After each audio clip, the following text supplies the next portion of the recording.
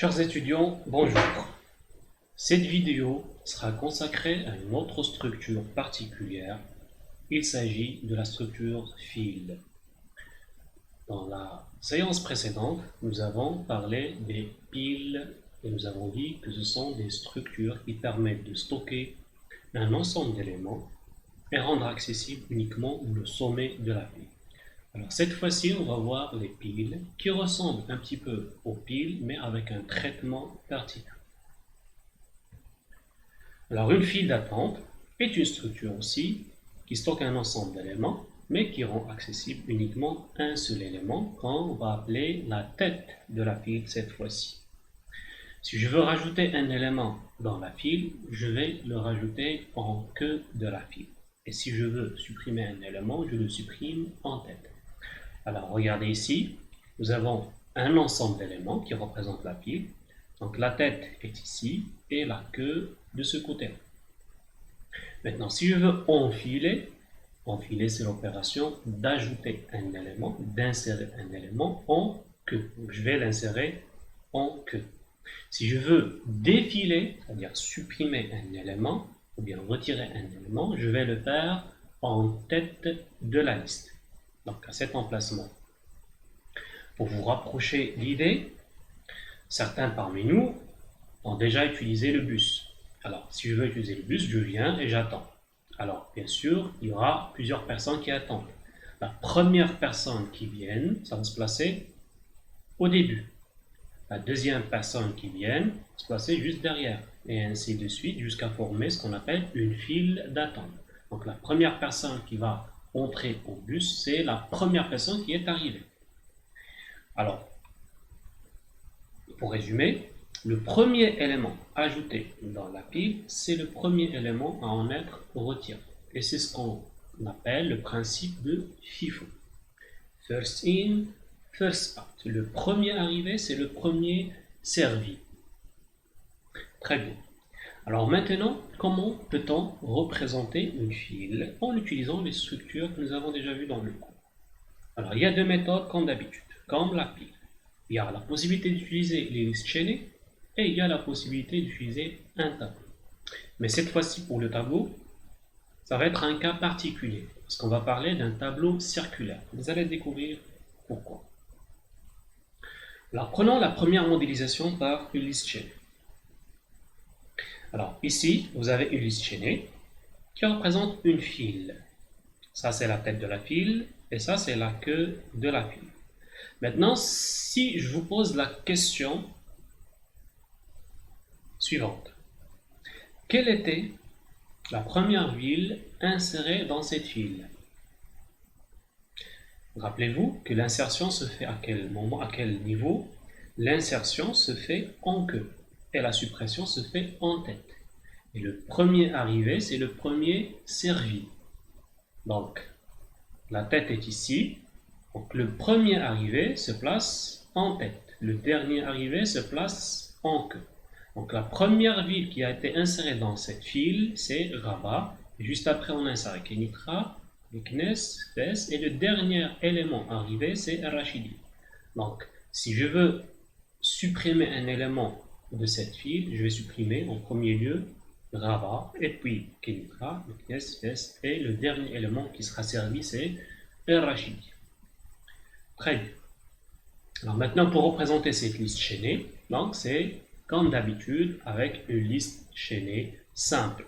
On a une structure avec deux parties. Il y a la partie information et la partie pointeur sur l'élément suivant.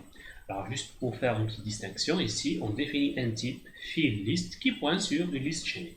Et ça va représenter une file. Bien sûr, la distinction se fait au niveau des traitements.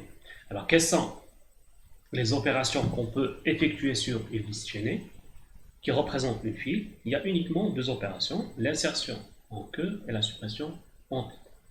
La deuxième représentation possible, c'est en utilisant un tableau. Et ici, on parle d'un tableau circulaire, vous allez découvrir pourquoi. Donc, l'ajout d'un élément, où est-ce que ça va se faire? Dans un tableau, bien sûr, à la fin du tableau. Et ici, pour l'insertion et pour la suppression, ça va se faire en tête. Donc, regardez, ça c'est le tableau qui représente la file. Maintenant, pour représenter comme il faut une file plutôt, on a besoin de deux informations supplémentaires. Nous avons besoin d'un indice qui va représenter la tête et un indice qui va représenter la fin de la file. Alors, pourquoi nous avons parlé d'un tableau circulaire? Alors, imaginez avec moi ce tableau même, après un certain moment, après un ensemble d'insertions et de suppressions, on va se retrouver avec un décalage des éléments du tableau jusqu'à atteindre le dernier emplacement. Alors regardez avec moi ce schéma. Donc on peut se retrouver avec cette situation-là.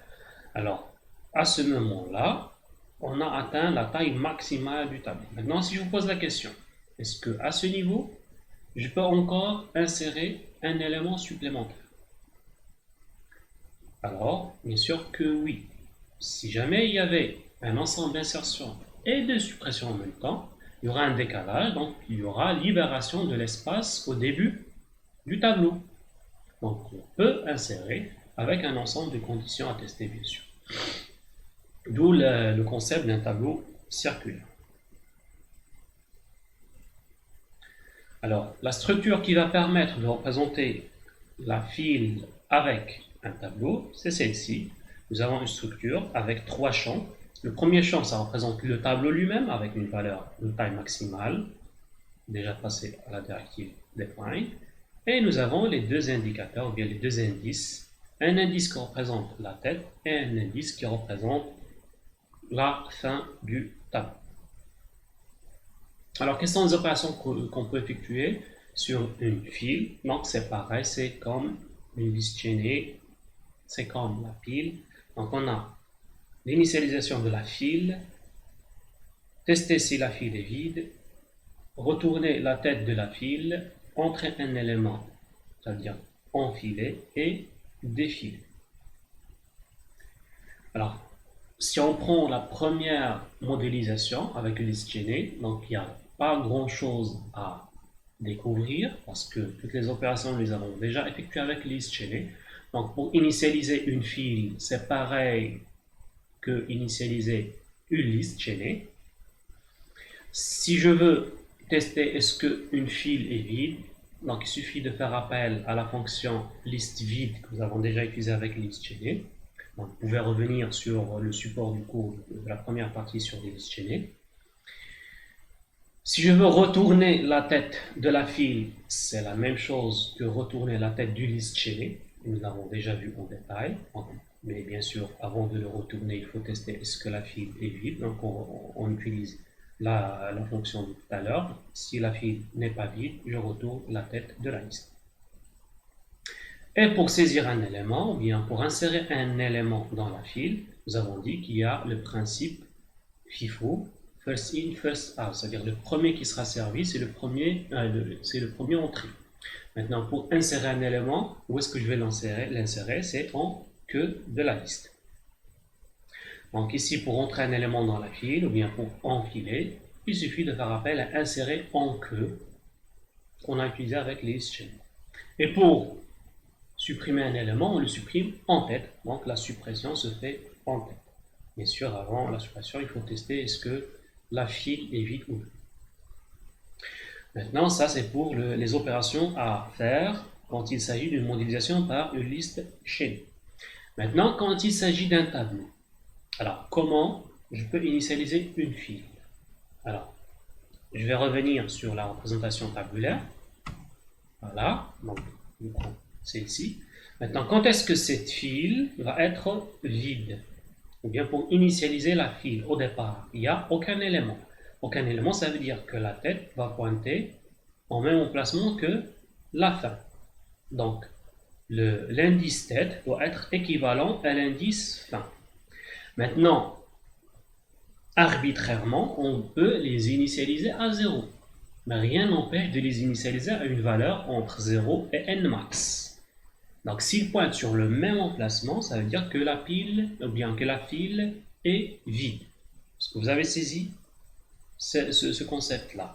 Normalement, si j'ai par exemple tête 0, c'est-à-dire qu'il pointe ici. Si j'ai fin égale à 0, ça veut dire que l'emplacement fin est ici.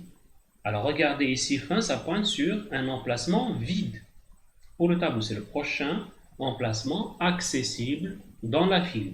Donc les deux pointent sur le même emplacement, ça veut dire que la file est vide. Donc je reviens.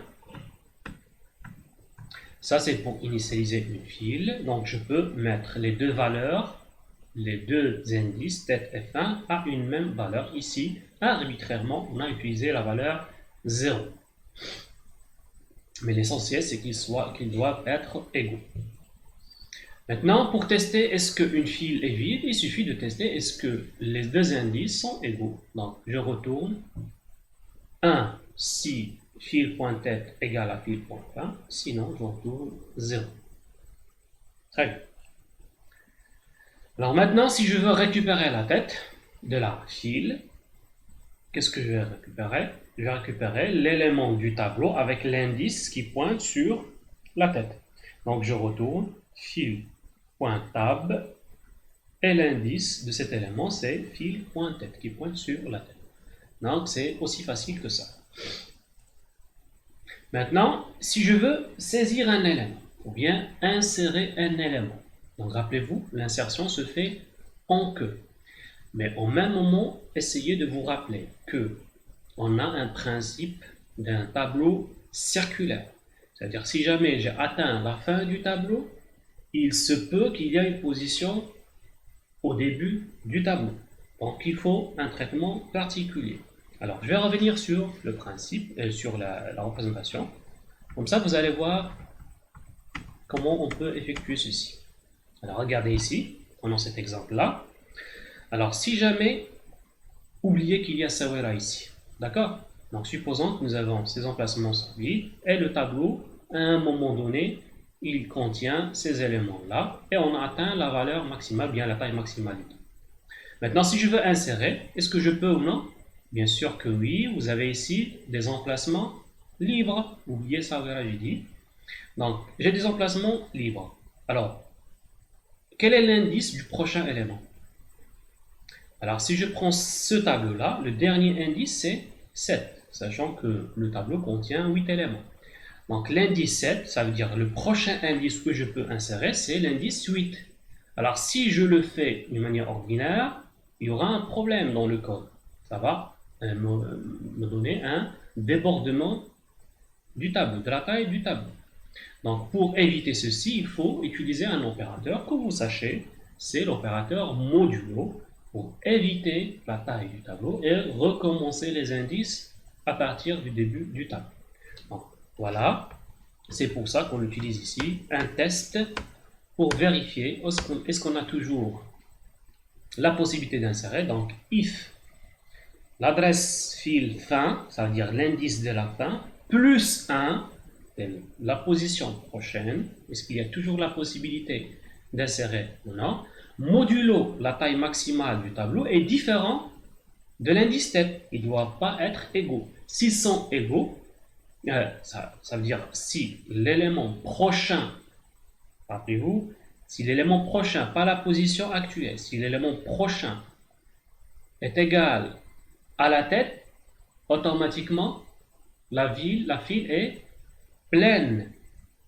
Donc, je ne peux pas insérer. Donc, si c'est différent, ça veut dire qu'il y a encore une position pour insérer un nouvel élément. Donc, dans ce cas, il suffit d'insérer l'élément, mais à quelle position? C'est la position dans le tableau avec l'indice fin. Très bien. Rappelez-vous, ici, on parle d'un indice dans le tableau. Mais ici, c'est juste une vérification de la taille du tableau. Ce n'est pas un indice, pour ne pas avoir une confusion. Donc, c'est là où on parle d'un indice de la position. Il faut toujours reculer par 1, puisqu'il s'agit d'un indice dans un tableau. Donc, il suffit d'insérer l'élément à cet emplacement. Puisqu'on a inséré un élément, il y a un traitement à faire. Donc, il y a un élément ajouté. Donc, l'indice qui pointe la fin du tableau doit incrémenter. Et même s'il doit être incrémenté, il ne doit pas avoir un débordement du tableau. Donc, toujours, on incrémente l'indice de la fin, mais après utilisation du modulo avec la taille maximale du tableau pour ne pas retomber sur un élément déjà existant.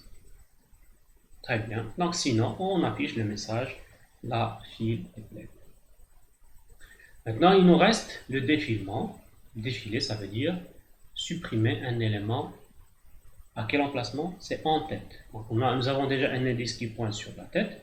Maintenant, pour avancer cet indice, c'est-à-dire supprimer un élément en tête, il suffit d'incrémenter l'indice de la tête. Donc, adresse tête égale adresse tête plus 1.